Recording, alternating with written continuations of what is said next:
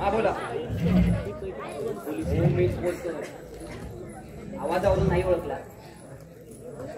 पण तुम्ही फोन का केला? तुम्ही बालत्याने उचलला असता म्हणजे. हो मीच येतो. बघा या वाड्याच्या भीतींना सुद्धा कान आणि ती गीता आहे ना तिचे तर जरा जास्तच लांब. हा हे बघा. हो हो तुमच्या सूचनेप्रमाणेच चाललंय सगळं. हा तुम्हाला तुमचा वाटा मिळेल. अहो पण तुम्ही तू केव्हापासून उभी आहेस इथे? नाही तुम्हाला नाही. थांबा. बोल.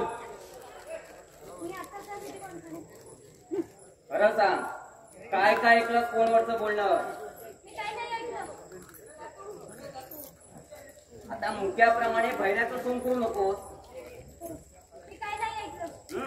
मग माझ्या मागे उभं राहून काय करत होतीस? आता एका गोळीत सोय करतो तुझी मी. काही बघ माणसाच्या भानगडीत देवाला मध्ये आणू नको. खरंच सांग नाहीतर एकच गोळी घालेल. काय चाललंय? तू पाहतेस का उठलेच त्या बिचारीच्या जीवावर? तुला तर ठाऊक आहे चोरून ऐकलेलं आम्हाला आवडत नाही. कोणी ऐकू नये असं काय बोलणं चाललं होतं फोनवर? त्याच्याशी तुम्हाला कर्तव्य नाही. गीता नवीन आहे घरात. अजून रीत शिकायची आहे तिला या घरची. आज सकाळीच कळली तिला या घरची रीत. गीता तुझा आपल्या कामाला. भाग्यवान आहे गीता. इतका सुंदर वकील मिळाला बचावाचा. यावेळी कुठे निघाला? आम्ही शिकारीला चाललो. बंदुकी शिवाय?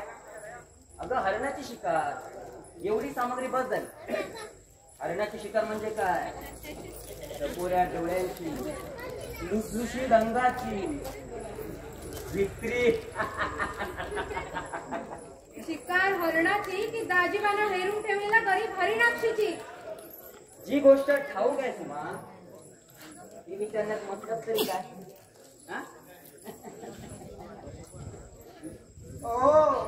मी वशिष्ठ समजून गोळी झाला.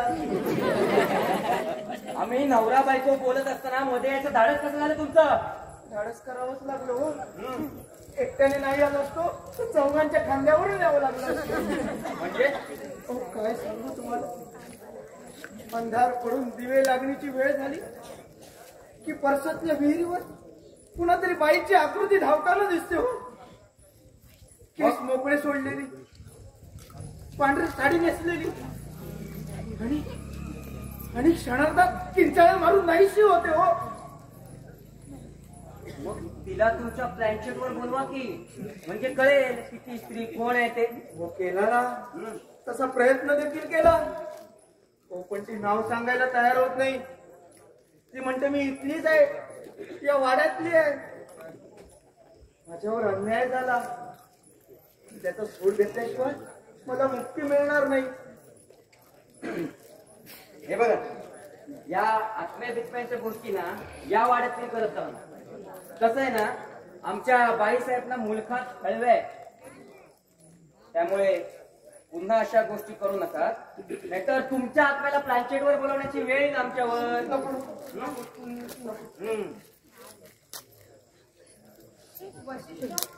काय बाई तुम्ही आता ज्या स्त्रीची गोष्ट सांगितली ती खरी आहे?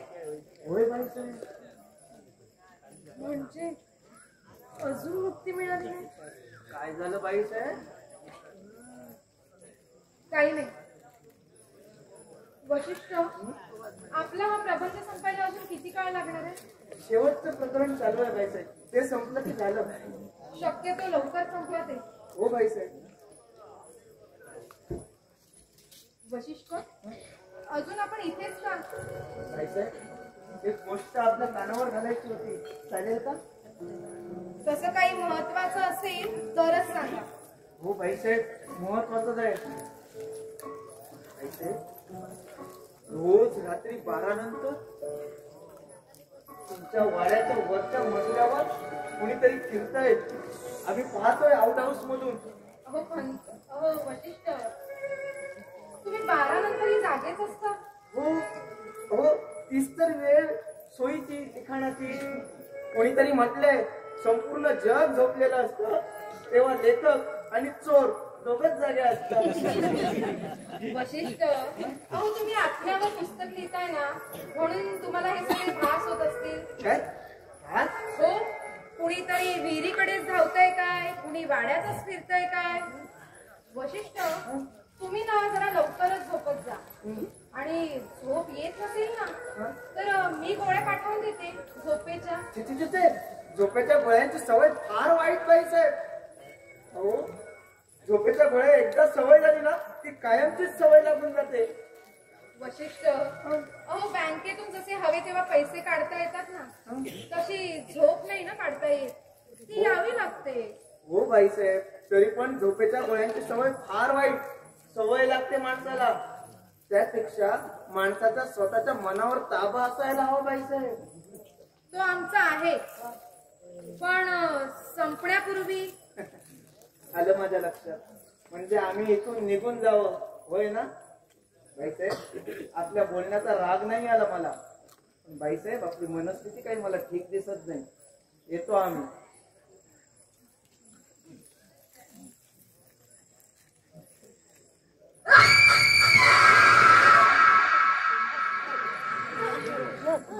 काय झालं बाईसाहेब?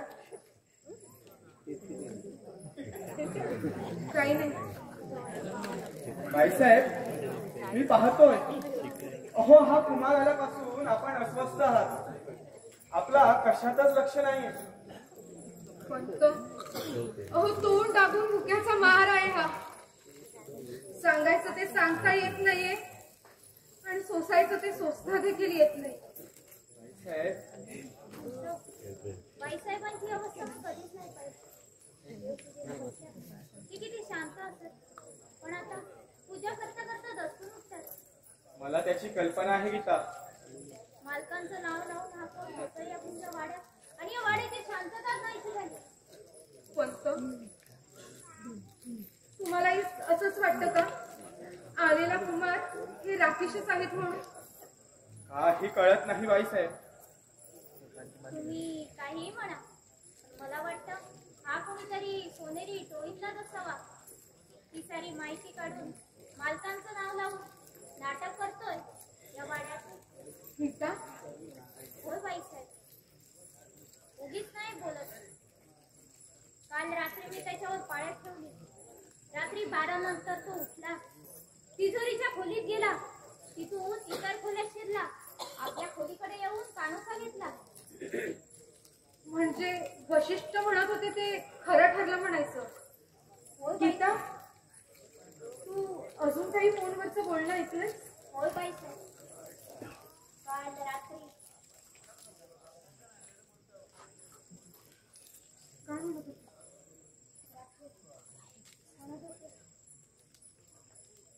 तू मगाशी मला सांगत होतीस वाटा वगैरे. वाटा? बाईसाहेब, म्हणजे आता माझी खात्रीच झाली. अहो हा नक्कीच कुठच्या तरी सोनेरी टोळीपैकी एक आहे. कोणतं? बाईसाहेब, तुम्ही मुळीच चिंता करू नका. अहो आजच्या आजच याचा बंदोबस्त करून टाकतो.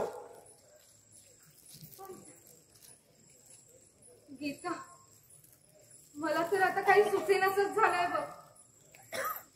कधी कधी असं वाटतं की हेच माझे पती राकेश आहेत म्हणून, आणि कधी कधी असं वाटतं की हा एक तोतया आहे. बाईसाहेब, हा तोतय्याच असावा, शंकाच नको. पंतांना याचा संशय आला.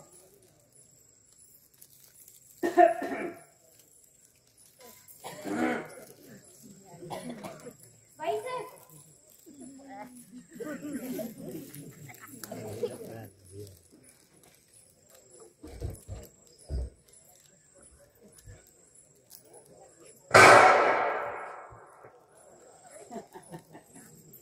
कवडा होता. आज एवढ्या लवकर शिकारी होऊन येणं झालं? शिकार सावध हाती सापडलं होतं, पण सुटलं. गोळी चाटून गेली.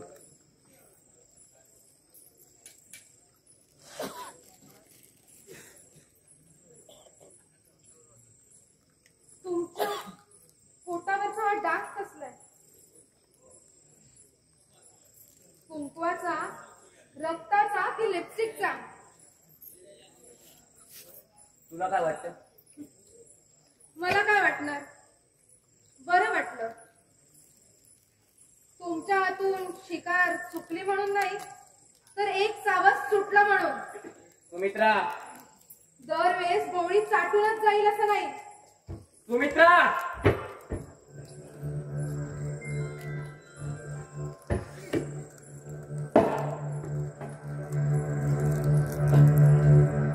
पंत, हरिपंत,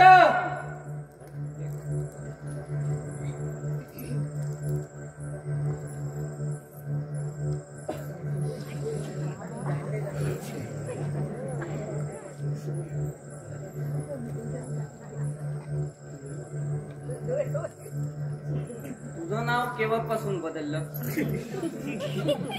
मी तर पंतांना हात मारली. बाहेर गेले? चांगलंय. या घरची रीत लवकर जाणून घेतली. चाललीस कुठे? हो काम, आमचं काम म्हणलं इथे. एक बर माणूस संभ्रमात असला की त्याच्यावर गीतेसारखं औषध नाही. जरा जास्त होत.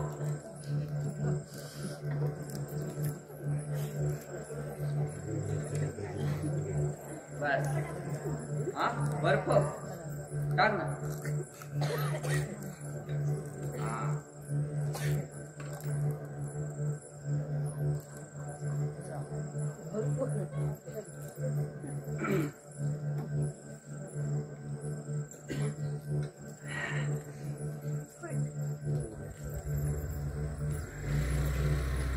ये बस. अगं बस बस.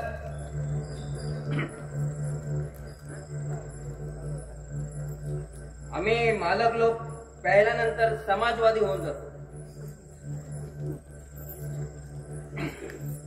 तुझ्या आधी ना इकडे एक बाई होती, सीता.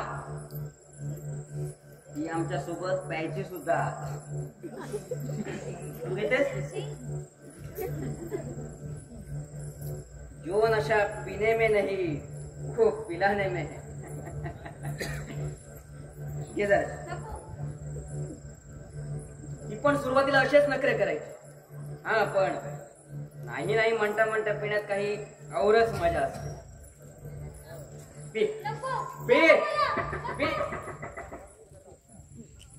कोण आलंय ना बघ जा. कोण आले ते?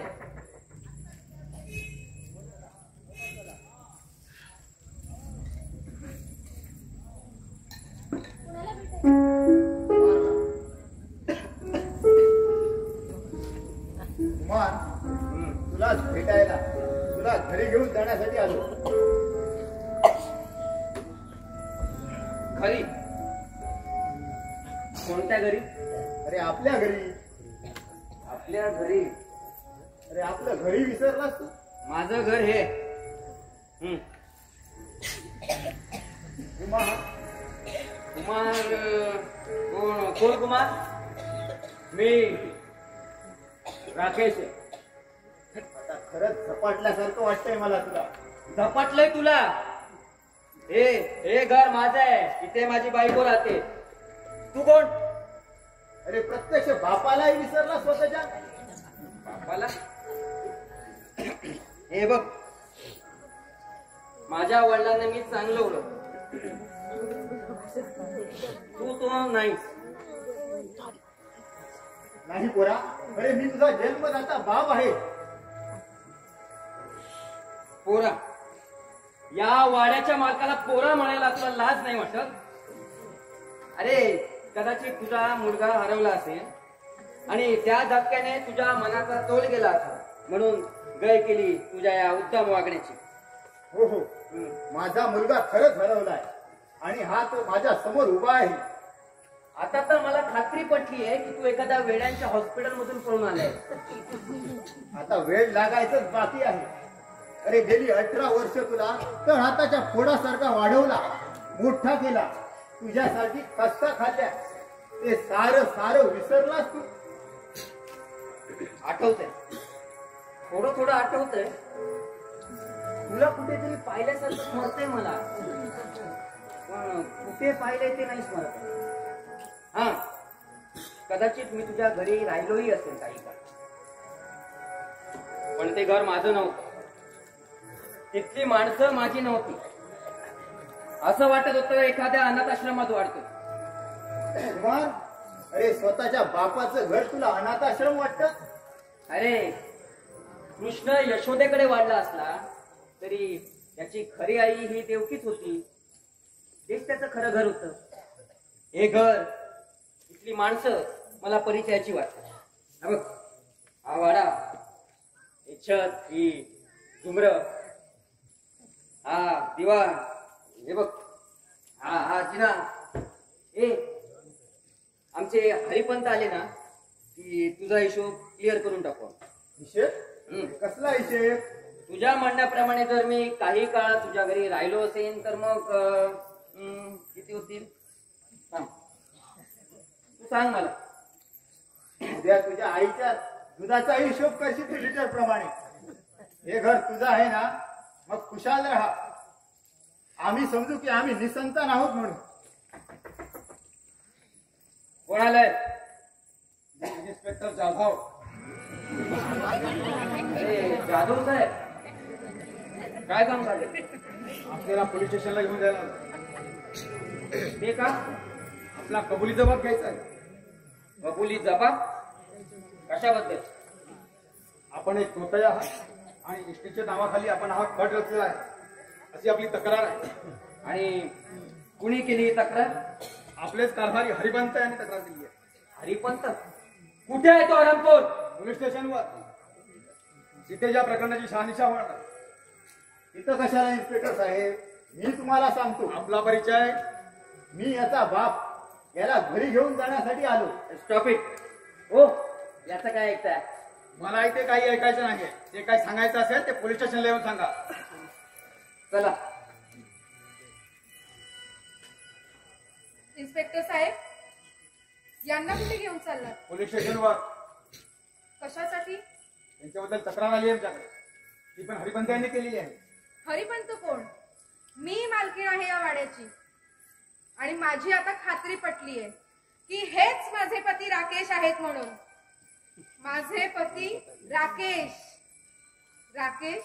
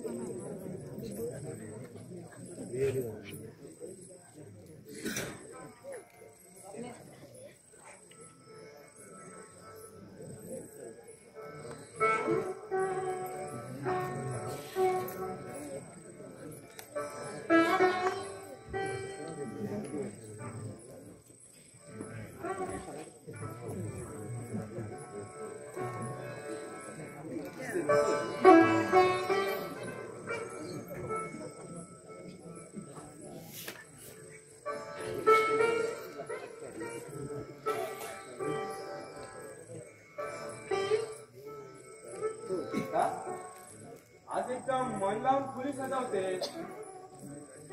कोणी पाहुणे वगैरे येणार वाटतं. पाहुणेच येणार आहे.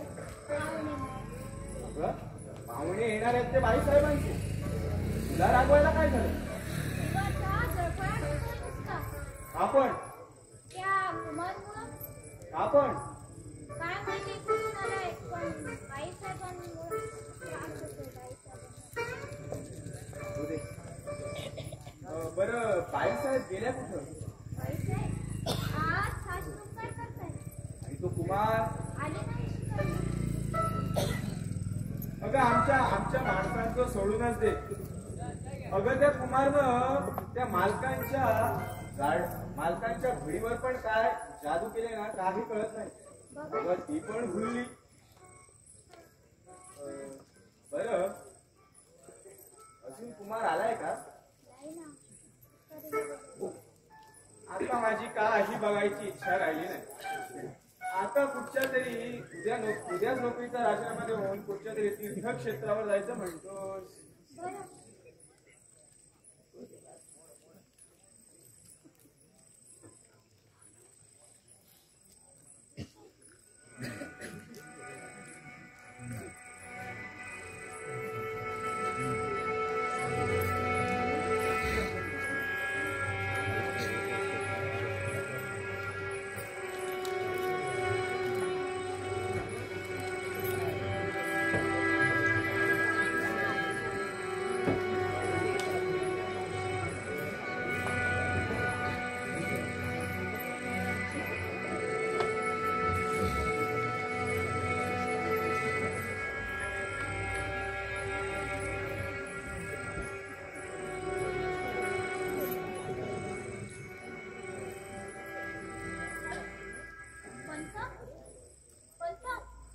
गेले कुठे? की आलेच नाही. छे बाई, कुठे कधी काय त्रास होतील या वाड्यात काही सांगता येत नाही. बाईसाहेब, आज खूप छान दिसताय. नृत्य काढून टाका. कुणाची? तुमची छान. खोटं वाटत असेल तर आजच्यात पहा ना. गीता, अगं फूल तेच असतं. त्याचा रंग तोच, त्याचा गंधही तोच असतो. पण भ्रमराच्या चाहुलीनं त्याचे सारे रंग बदलून जातात. तुला माहित नाही वेडे, मी लग्न होऊन जेव्हा या वाड्यात आले ना, त्यावेळी बघ अशीच सजले होते.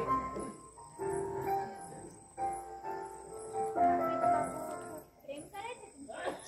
अगं, त्यांच्या माझ्यावरल्या प्रेमानं मी अहोरात्र न्हावून निघत होते बघ. आज 18 वर्षांनी तो क्षण पुन्हा आलाय. त्यांच्या भेटीचा, अतूट मिठीचा. अगं गीता, त्यांना ना गजरा आवडतो, म्हणून मी मुद्दाम घातलाय बघ. आलेला मान खरंच राखून.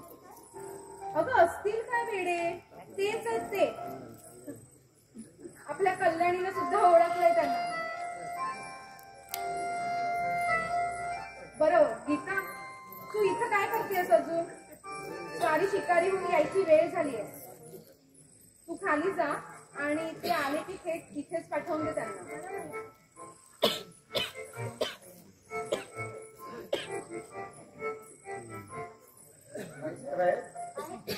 त्यांना सांगा मी चाललोय, त्यांचा निरोप घेण्यासाठी आलोय.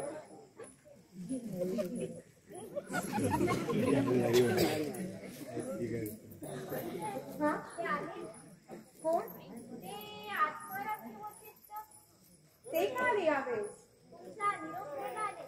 परत जात आहेत. बरं, पाठवून दे त्यांना वर.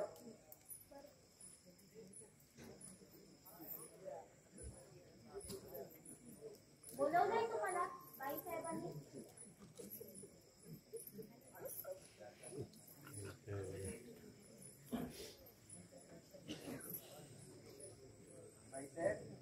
आज येऊ?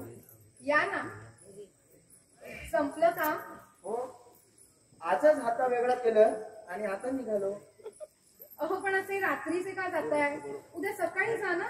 छे, आजची रात्र आणि त्या तुमच्या आउट हाऊस मध्ये शक्यच नाही. का हो? अहो, का म्हणून काय विचारताय? अहो आज अमावास्या, आणि त्यात विहिरीवरचं प्रकरण. ते दिसणार नाही आता तुम्हाला. हा? तरी पण विषाची परीक्षा कशाला घ्या ना. मर्जी तुमची. बाईसाहेब, तुमच्या कृपेमुळे आज आमचं इथलं काम अगदी निवांतपणे पार पडलं. पुस्तक छापून आलं ना, पहिली प्रत तुमच्या पत्त्यावर पाठवून देणार बघा. थँक्स. अहो थँक्स कसले म्हणतात. खरं तर हे पुस्तक मी आपल्यालाच अर्पण करणार आहे. अहो मी काय केलंय? तुम्ही काय केलं ते आमचं आम्हाला माहिती आहे. वा, अहो खोली छान सजवली, अगदी पहिल्या रात्री सजवतात तशी. बरोबर.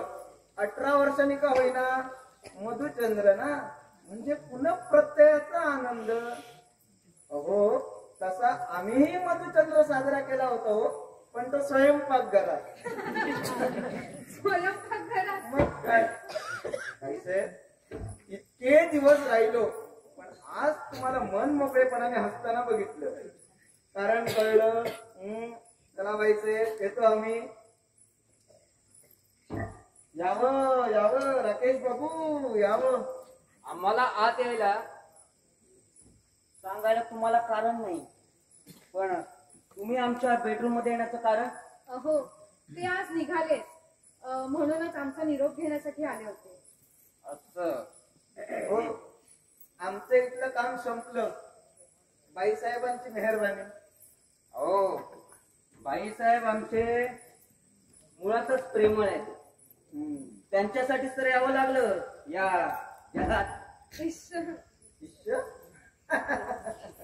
म्हणजे एका खोलीत 2 पुरुष आणि 1 स्त्री. त्यातल्या स्त्रीने इश्श म्हटलं, एका पुरुषाने निघायला हवं. आणि तो दुसरा पुरुष कोण असणार आमच्याशिवाय? चला बाईसाहेब, येतो. तू कुठे चाललीस?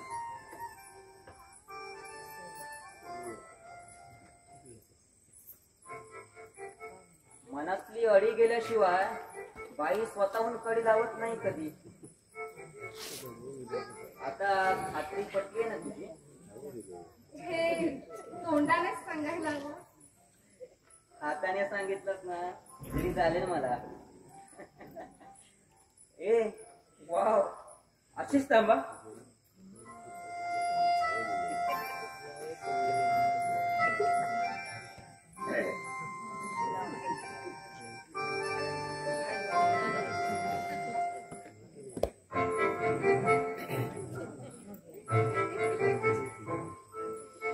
गालावरले हात काढले आणि तुझ्या केसात मारलेलं गुलाबाचं फुल कोमेजलं विचार. ते का? तुझ्या गालावरच्या गुलाबाला पाहून त्याचा गर्व साफ उतरला. प्रत्येक वेळी नवऱ्यानं बायकोची स्तुतीच करायला हवी असं नाही ना. पण बायको एवढी स्तुती करण्यालायक असेल तर आम्ही नवऱ्याने तरी काय करावं? कळलं. तुम्हा तोच स्पर्श, तीच धुंदी आज इतक्या वर्षानंतर. तुम्हा तुला माझी आठवण यायची? तुम्हाला काय वाटतं? मला वाटतं सांगा ना. हा, मला असं वाटतं की तुला काय वाटतं? मला असं वाटतं हा, की या चंदनाच्या विळख्यात स्वतःला बुदमरून टाकावं, भाग विसरून जावं या स्पर्शाच्या धुलईत.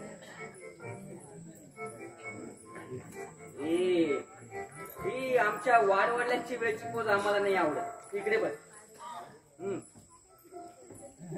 राकेश, आज नाही ना मला सोडून जाणार?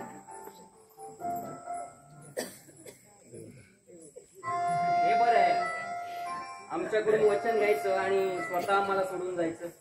अहो मी जाते ते तुमच्यासाठी, तुमचीच व्यवस्था करण्यासाठी. आता नाही दिलीस तरी चालेल मला. मी राजीबाकडे घेतलीये. माझ्या हातानं एखादा पेक सुद्धा घेणार नाही का? तुझ्या हातानं दारूचा पेट काय? विष सुद्धा घेऊ आम्ही. तुमचं काहीतरीच.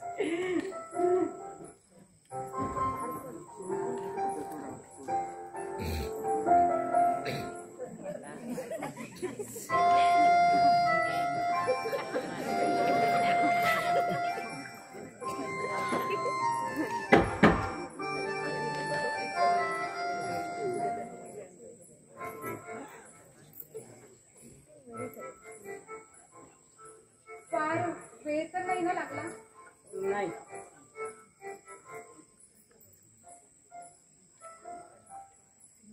ए, पण पहिला घोट मी तुझ्या हाताने पिला.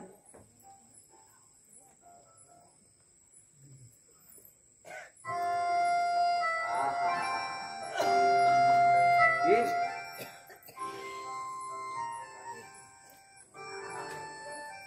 आज तक नजरों से पिलाया साथी, आज पैमाने से पिला दो. राकेश,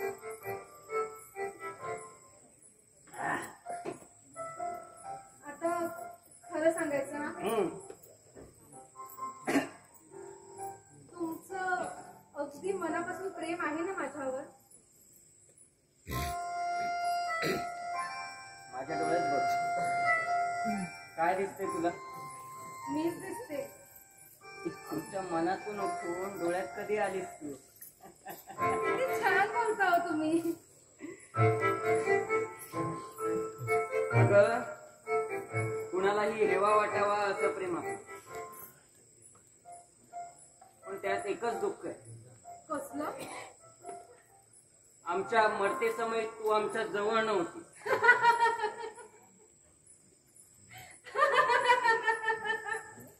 हसायला काय झालं? कारण माझा अंदाज खरा ठरलाय. कसला अंदाज? तुझ्या खोटेपणाबद्दलचा. खोटेपणा? काय बोलतेस? कोणी केलाय खोटेपणा? वर मलाच विचारतोस? माझ्या पतीचा तोतया म्हणून आलास आणि आज सापडलास. सुमित्रा, बस तिथेच.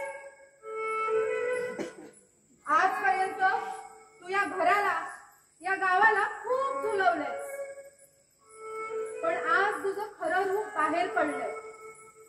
तू तोतया आहेस. मी अभिनय खूप छान करता येतो तुला. म्हणजे असं वेड्याचं सोंग घेऊन पेडगावला जाऊ नकोस. कळलंय मला सगळं.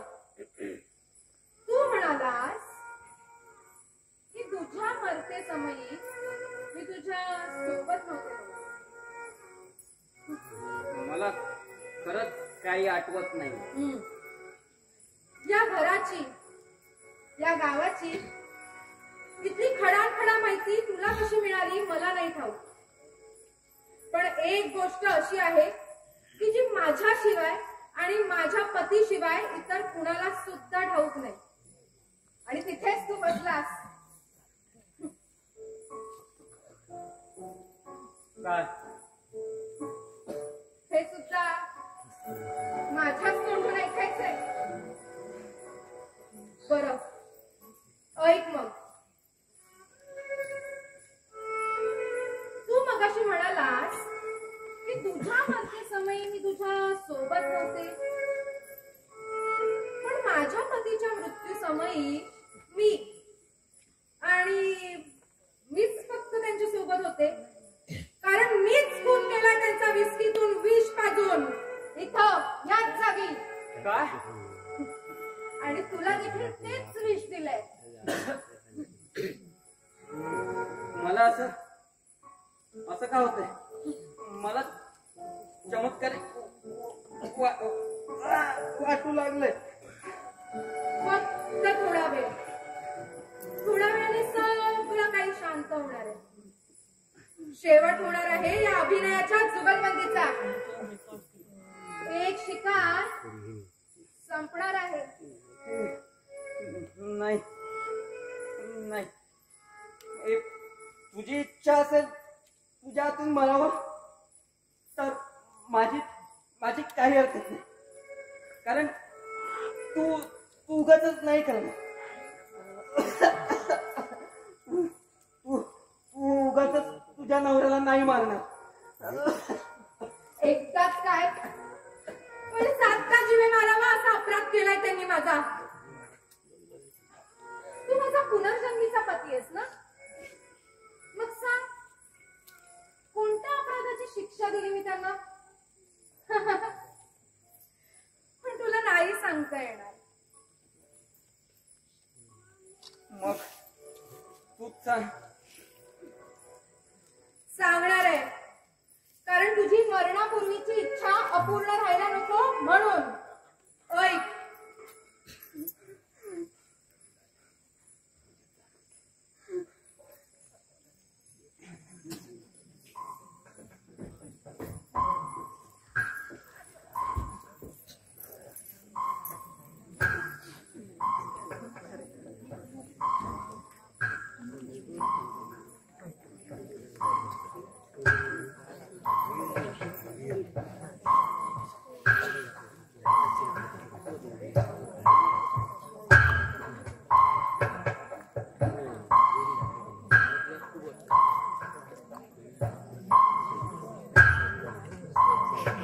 मूर्ख, नालायक, हरामखोर.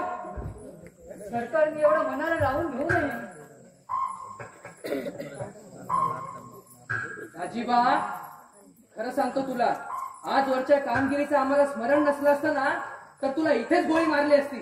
सरकार, झाल्या गेल्या गोष्टीत माझी काहीच कसूर नव्हती. गदा काही का वर तोंड करून सांगतोस आहे. अरे आजच्या शिकारीसाठी किती पायपीट करावी लागली. सरकार, कदाचित तिच्या घरच्या लोकांना संशय आला असावा म्हणून ती आली नसणार. बोलून चालून हसून असेल.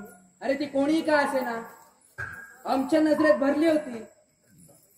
आणि तू तिला तसं सांगितलं नव्हतंस काय? सरकार, तशी कल्पना नव्हती दिली. पण देवदर्शनाचा बहाणा करून देवळात ये म्हणून सांगितलं होतं. मग तिने कबूल केलं होतं? हो सरकार. अरे मग हे कसं झालं? हेच काही कळत नाही. सरकार, मी असं करतो, उद्या जाऊन माहिती काढून आणतो. उद्या? अहो मग आजच्या रात्रीचं काय? सरकार, रागावू नये. उद्या तिला आपल्या सेवेला हजर करतो. ठीक आहे, आजची रात्र काढू आम्ही. उद्याची मिठी आठवत. सरकार, पण त्या घरात चालून आलेल्या शिकारीचं काय झालं? कोण? वीणा? ओ, आय फॉरगॉट. अरे बरी आठवण करून दिलीस. खर तर शिकार दुपारीच होणार होती, पण आयत्या वेळेला ती सुमित्रा आली खोलीत आणि ती शिकार होती. सरकार, हा धोका चांगला आहे. हरी हरी कोणतंही नाही. बाई साहेबही बाहेर गेल्या. हा, प्रयत्न हेच पुरुषार्थाचे लक्षण असं म्हणतात. बघू. सुमित्रा, सुमित्रा. साहेब बाहेर गेल्यात. अहो तुम्ही जरा गप्प बसाल का? सुमित्रा, ए सुमित्रा. काय भाऊजी? सुमित्रा कुठे? ताई मंडळींकडे गेली तारीख निश्चित करायला. घरात दुसरं कोणीच नाहीये. कुणीच नाहीये? हा, पण ताई जाताना सांगून गेलीये तुम्ही इथे आल्यावर तुम्हाला हवं नको ते बघायला. समंजस आहे आमची बायको. सरकार, आम्ही निघतो का? नाही म्हणजे घरी पाहुणे येणार आहे. मग तुम्हाला जायलाच हवं. पण दाजीबा, तेवढं ते देवळाचं बघा. त्याची मुळीच काळजी करू नका. सगळं काही तुमच्या मनासारखं होईल. येतो मी. हो हो, या. भाऊजी, तुम्ही देऊळ बांधताय? अगं नाही ग, देऊळ तसं तयार आहे. फक्त मूर्तीची स्थापना करायची तेवढी राहिली आहे. तुम्ही सुद्धा माझ्या ताईसारखे देवघोळे बघा. पानी तेरा रंग कैसा जिसमें मिलावे वैसा. अगं तुझ्या ताईच्या समाधानासाठीच करतोय मी हे सगळं. वीणा, सुमित्राने तुला काय मला हवं नको ते बघायला सांगितलेलं. अरे हो, विसरलेच मी. तुम्हाला काय हवंय ते मी आता सांगते. हा हा, कुठे ठेवलंय? हे बघ मागेच आहे. बरं. बीना. हो हो, बर्फ सुद्धा आणते. हा, माझ्या खोलीत आहे. शिकार.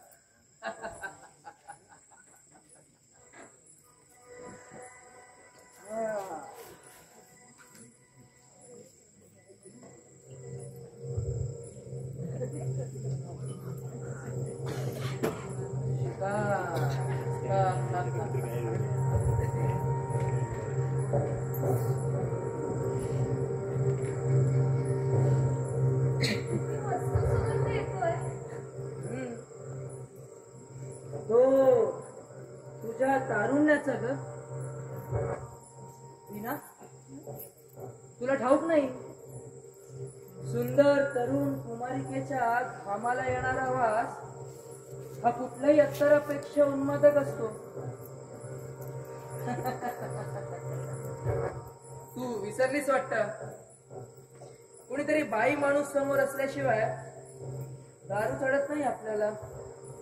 बनव, पहिला पॅक बनव.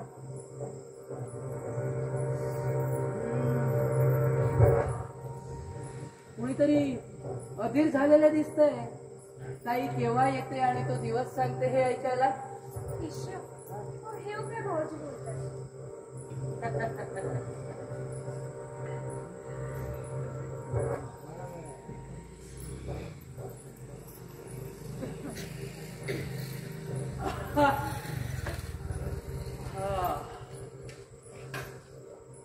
बीना, तशी तुझी ताई फार सुंदर ग, एकदम फुललेल्या गुलाबासारखी.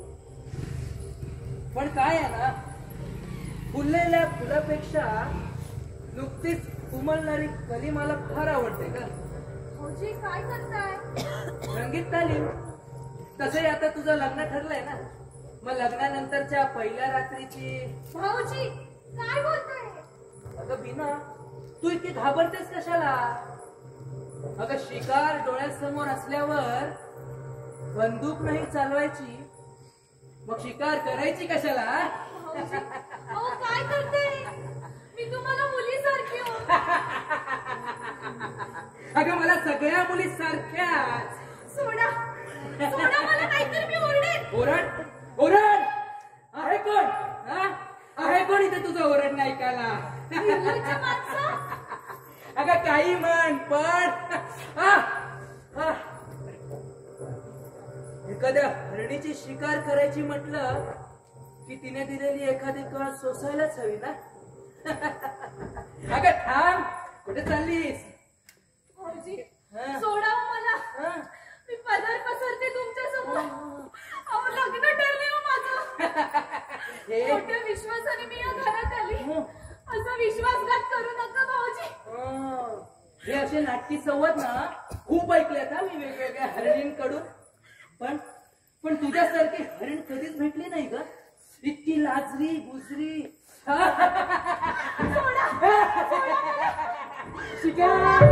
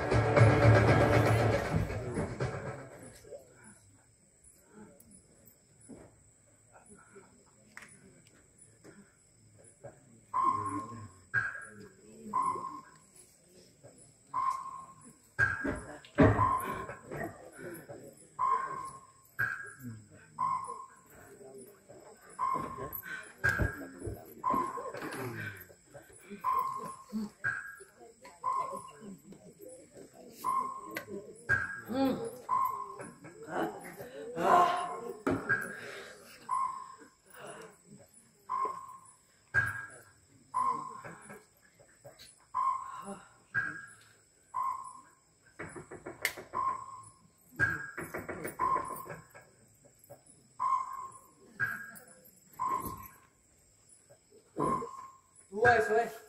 मला वाटलं का अजून कोणी येणार होतं का? छे छे, तुझीच वाट बघत होतो.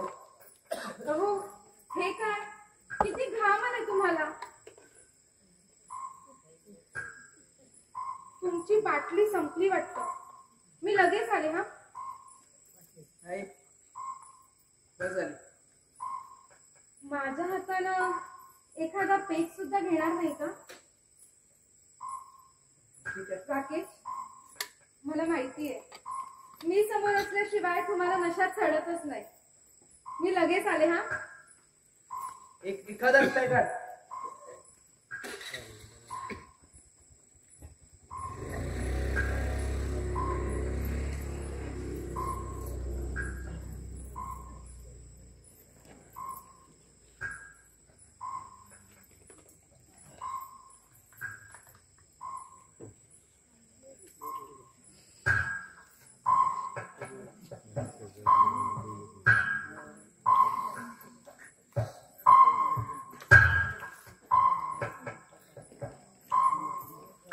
फार वेळ तर नाही ना लागला? नाही,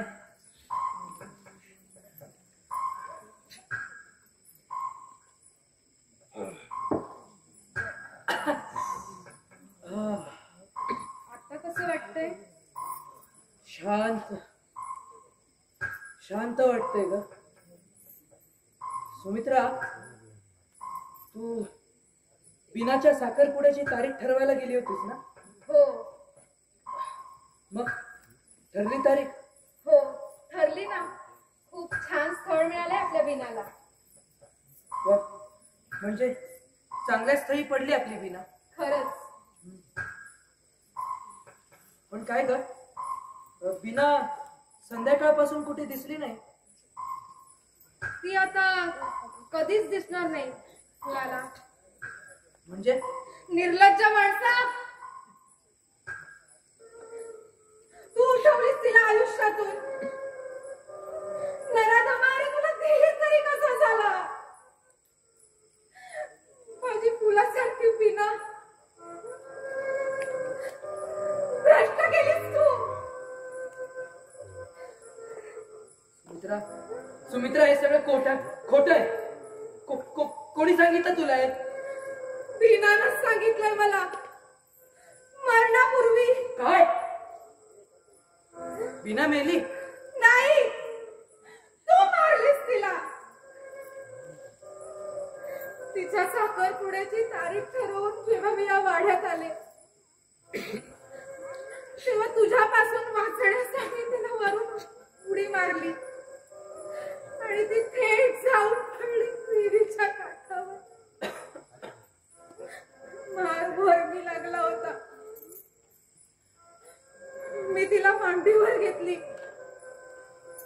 तिनं सारं काही सांगितलंय मला. चांडाळा कुठे फेडशील पाप? मी नाही मारलं तिला. तिने तुला खोटं सांगितलं असणार. मी तिला तुझ्या नावाने बजावलं सुद्धा होतं. मला वाटतं कदाचित त्याच भीतीनं. म्हातारा माणूस खोटं बोलत नाही.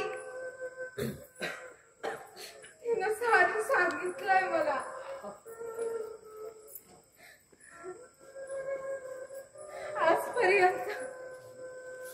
आजपर्यंत खूप सहन केलाय मी. गावातील गरीब कुमारिका, प्रौढ विधवा, आदिवासी जंगलातील तरुणी, सगळ्याच तुझ्या वासनेला बळी पडल्या. इतकंच काय, पण घरात ठेवलेली प्रत्येक मोलकरी भ्रष्ट केलीस तू. आपण जमीनदार आहोत या उन्मादात.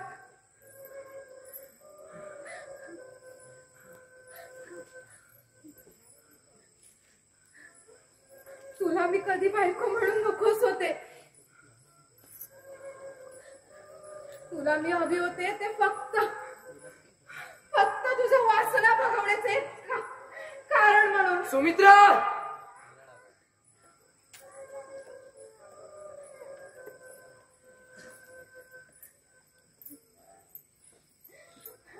ह्या पापाची क्षमा नाही, क्षमा नाही.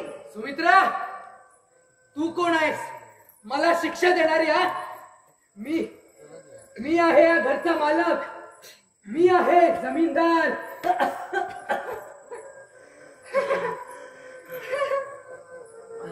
म्हणजे तुला काय वाटलं? तू जे मगाशी पियालास ती फक्त विस्की होती म्हणून? म्हणजे काय काय होतं यात? जहाल विष. अगं चांड्याने, अगं काय केलंस तू? तेच केलं ते ह्या आधीच करायला हवं होतं. तुझ्या अशा या बेछूट वागण्याला कंटाळून स्वतः आत्महत्या करण्यासाठी म्हणून मी आणलं होतं ते. पण हा सार्थकी लागलो.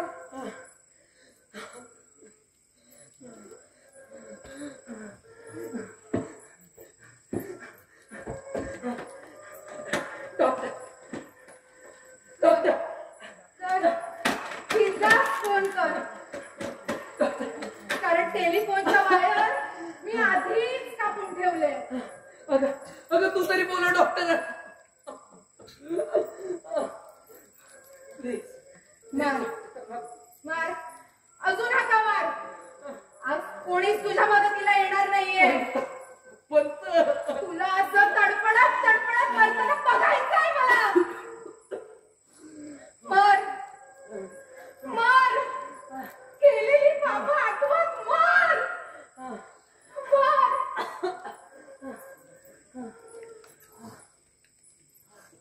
बिना काय केलंस तू हे? पण तू अशी घुसमळत राहू नकोस. तुझ्यावरच्या अन्यायाचा सूड घेतलाय मी विना, सूड घेतलाय मी विना, सूड घेतलाय.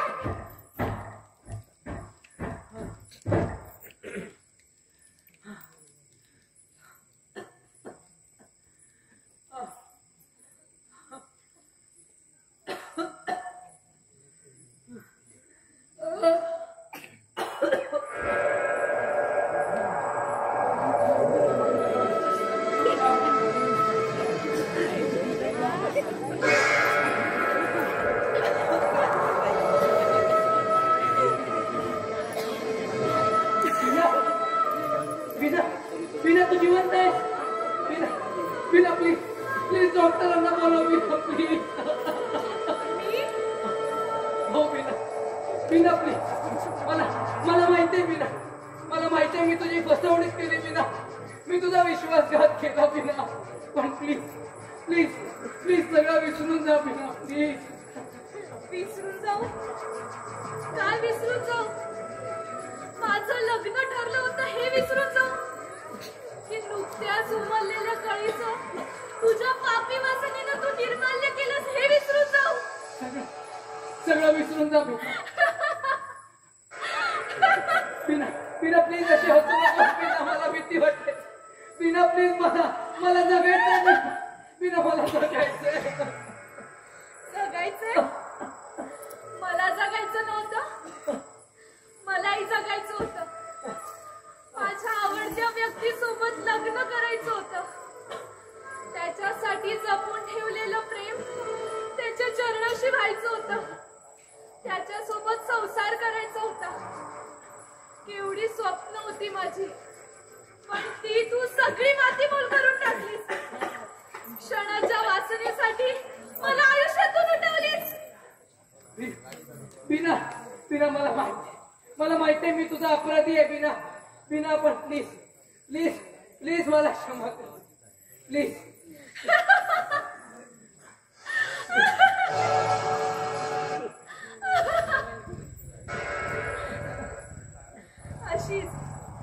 अशीच न्यायची याचना केली होती मी तुझ्या समोर. पण नालायका, तुला नाही आली माझी दया. एका निरागस निरपराध हरिणीची शिकार करताना आता कशाला रडतोयस? समजलं तुला काय यातना होतात मरताना? हो बिना खूप याच यातना बघायच्या होत्या मला.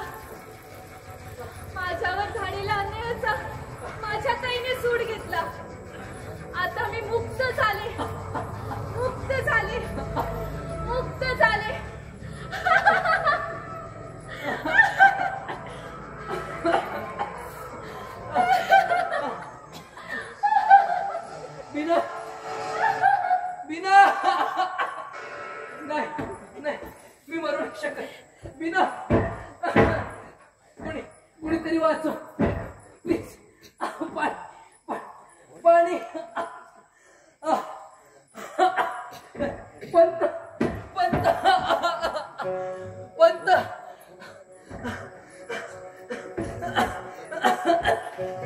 प्लीज पाणी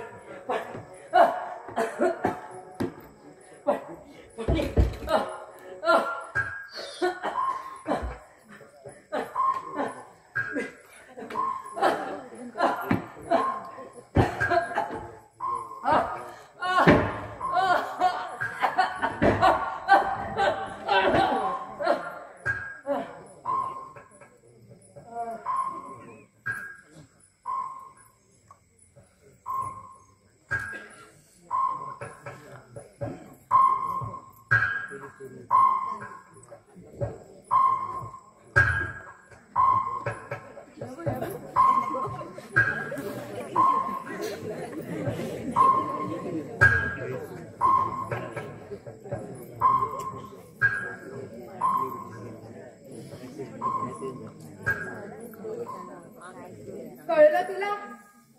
प्रत्यक्ष मीच खून केलाय माझ्या पतीचा विस्कीतून विष पाजून. आणि सगळ्यांना वाटलं की दारूच्या नशेत तो जिन्यावरून गडगडून खाली पडून मरण पावला. आता तूच ठरव तुला कसं मरायचंय ते. या खोलीत तडफडत की जिन्यावरून गडगडत. सुमित्रा, गप्पा बाय. खबरदार मला पुन्हा या नावानं हाक मारशील तर सांग. अखेरच्या याच क्षणाला सांग कोण आहेस तू? अगं मी राकेश आहे. तू राकेश असलास काय किंवा नसलास काय तुला तर मरावंच लागणार. नाही, मी नाही म्हणणार. मी डॉक्टरांना फोन करणार. डॉक्टरांना फोन करणार.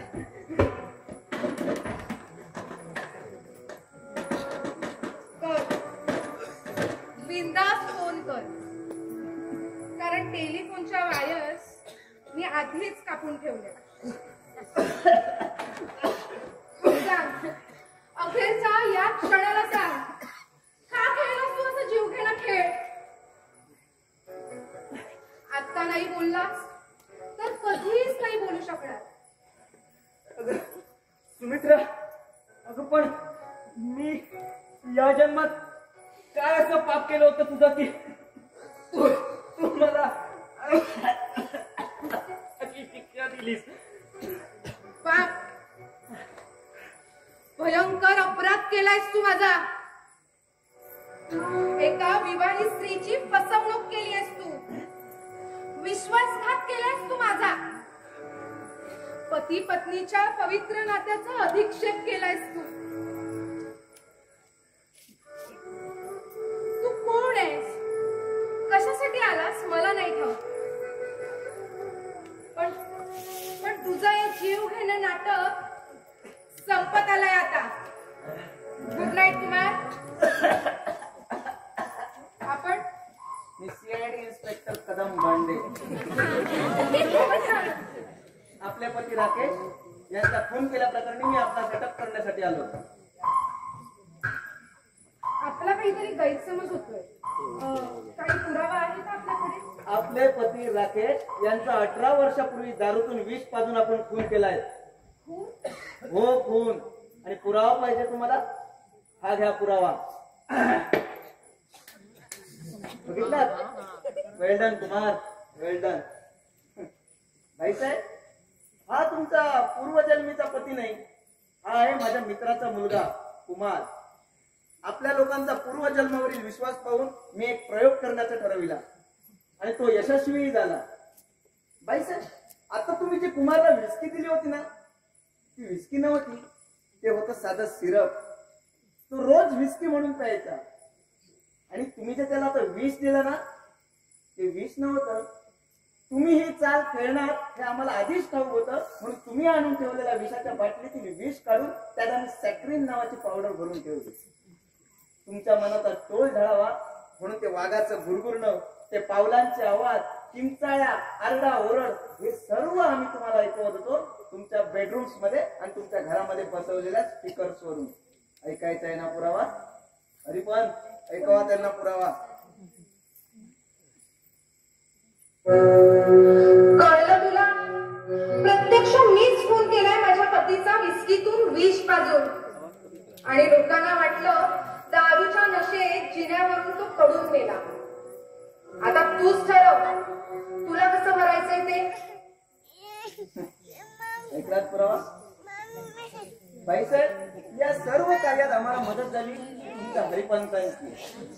हरिपंतांकडूनच राकेश बाबूंचं चालणं, वागणं, बोलणं या सर्वांची आम्ही माहिती मिळवली. आणि तुम्हाला संशय येऊ नये म्हणून पंतांनाच आम्ही पोलीस स्टेशनला पाठवलं कुमार विरोधात तक्रार घेऊन. हो, एवढंच कशाला, कुमारचे वडील बनून जे सहग्रस्त आले होते ना, ते कुमारचे वडील नव्हते, ते आमच्याच पोलीस खात्यातील एक होते. मला कुणालाच ओळखता आलं नाही. हो, तुम्ही मला तरी कुठे ओळखलं? मुनी वशिष्ठ. क्वचित प्रसंगी कुमारच्या जीवाला धोका होऊ नये म्हणून मी या वाड्यात प्रवेश केला. आत्म्यावर प्रबंध लिहिणारा संशोधक म्हणून. बाईसाहेब, गीताई तुमच्या विश्वासातली मोलकरी, ती माझं आणि हरिपंतांचं बोलणं आपल्या कानावर घालत असे. M I right? वशिष्ठ, मला असं वाटलं की फक्त मीच अभिनय करते, पण तुम्ही आणि या कुमारनं माझ्यावर मात केली. पण तुम्हीच सांगा मला, तुमच्या बहिणीवर जर असा अत्याचार झाला असता तर तुम्ही काय केलं असतं? बाईसाहेब, आम्ही आपल्या भावना जाणतो, पण बिनावर झालेल्या अत्याचाराची खबर तुम्ही वेळीच जर पोलिसांना दिली असती तर माझ्या घराची अब्रू टांगली गेली असती कोर्टाच्या वेशीवर. जे फक्त मला माहित होतं ते या साऱ्या जगाला कळलं असतं. इन्स्पेक्टर साहेब, मी जे काही केलं ते समजून उमजून केलं. त्याचं मला दुःख वाटत नाही आणि मला होणाऱ्या शिक्षेबद्दल खंत देखील वाटत नाही. चला. ठीक आहे बाईसाहेब, आमच्याकडून जेवढं शक्य होईल तेवढं आम्ही नक्की करू, पण या क्षणी तुम्हाला आमच्यासोबत यावं लागेल. थांबा बाईसाहेब. बाईसाहेब, मला क्षमा नाही करणार. मोठ्या बहिणीसारख्या तुमच्यासोबत तुमच्या पतीचं नाटक करून पती पत्नीच्या नात्याचा अधिक्षेप केल्याबद्दल, तुमच्या भावनांची निष्ठुरपणे खेळल्याबद्दल, पण केवळ कर्तव्यासाठी मला तसं नाटक करावं लागलं. मला क्षमा करा बाईसाहेब, मला क्षमा करा. उठ कुमार. माझ्यासारख्या पापी बाईच्या पायाला हात लावावा इतकी लायकी नाहीये माझी. आणि माझ्यासारख्या पापी बाईला पुनर्जन्म मिळेल की नाही माहित नाही, पण जर मिळालाच ना तर तुझी मोठी बहीण म्हणून मिळावा असं देवाकडे मागणं करेन बघ मी. चला चला.